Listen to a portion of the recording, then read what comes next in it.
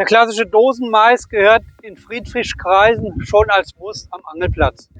Sowohl die Spezimentgruppen als auch die normalen Friedfischangler haben immer mindestens mal eine Dose Mais als Hakenköder bzw. zum Anfüttern dabei.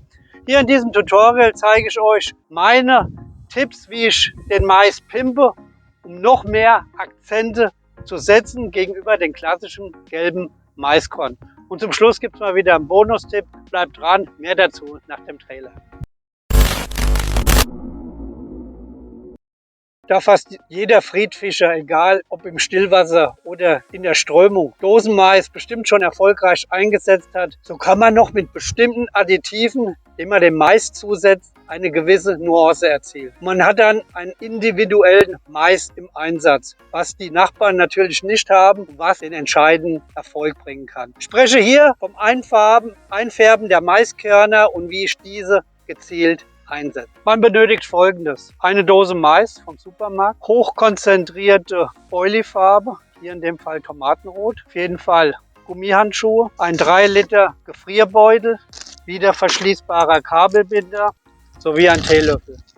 Los geht's. Im ersten Schritt öffne ich die Dose Mais. Wichtig für mich ist auf jeden Fall, dass ich den Konservierer entferne. Ich habe zu Hause Mais, der ist schon 15, 20 Jahre alt. Der Mais ist immer noch gut. Da seht ihr mal, was das für ein starker Konservierer ist. So, und jetzt gehe ich zum Wasser hin, lasse die Dose noch halb zu, kommt Wasser dazu, fülle das Ganze wieder mit Wasser und wasche den jetzt nochmal aus. Und jetzt ist gleich eine Restfeuchte drin und dann kommen gleich die Körner in die Gefriertüte. Und im nächsten Schritt kommt dann die Boilie-Farbe mit ins Spiel. Die Boilie-Farbe, die hochkonzentrierte, bekommt ihr im gut sortierten Angelläden. Die 100 Gramm Dose bekommt man schon unter 10 Euro oder einfach mal googeln. Die Handschuhe habe ich bereits angezogen, ihr habt es gesehen, denn es kann jetzt zu einer Schweinerei an den Händen kommen, als wenn man eine Sau geschlachtet hat. Passt man nicht auf und es gelangt nur ein Krümel auf die Haut, glaubt's mir, dann seht ihr dann danach so aus, wie ich hier zu erkennen bin. Aber kein Problem, nach circa 2 Minuten intensivem Waschen mit der Wurzelbürste kriegt man die Farbe von der Handfläche schon entfernt.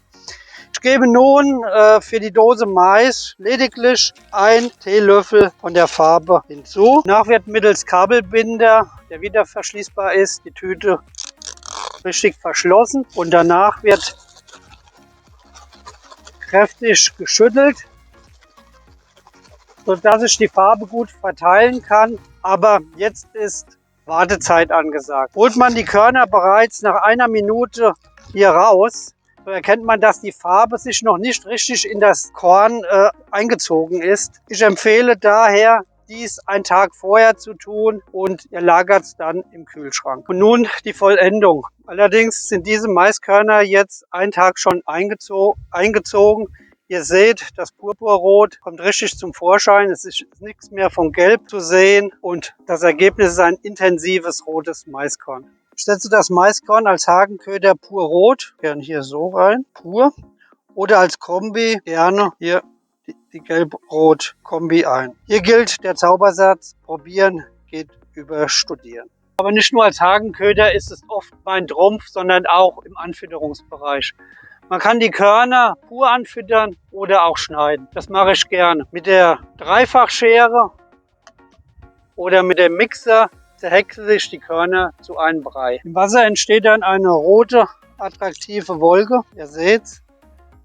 Mit zerschreddertem Mais, der oft sehr verführerisch auf bestimmte Friedfische wirken kann. Es gibt Gewässer, wie zum Beispiel der Silokanal bei Brandenburg. Da habe ich den Unterschied zum gelben Maiskorn deutlich am Fangerfolg gemerkt. Bestimmt gibt es aber auch noch andere Farben, die auf die Fische gut anspringen.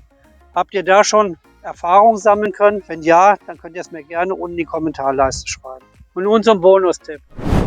In der Schweinerei mit der konzentrierten Futterfarbe aus dem Weg zu gehen, portioniere ich die roten Maiskörner in kleine Tütchen und jedes Mal, wenn ich dann angeln gehe, hole ich mir einen Beutel aus der Gefriertruhe raus. Hier präsentiere ich euch einen Brassen, der diesem roten Maiskorn bzw. 2 Körner nicht widerstehen konnte. Ich hoffe, ich konnte euch mal wieder weiterhelfen. Ich sage mal wieder danke fürs Zuschauen und bis zum nächsten Filmchen. Euer Herr Metz.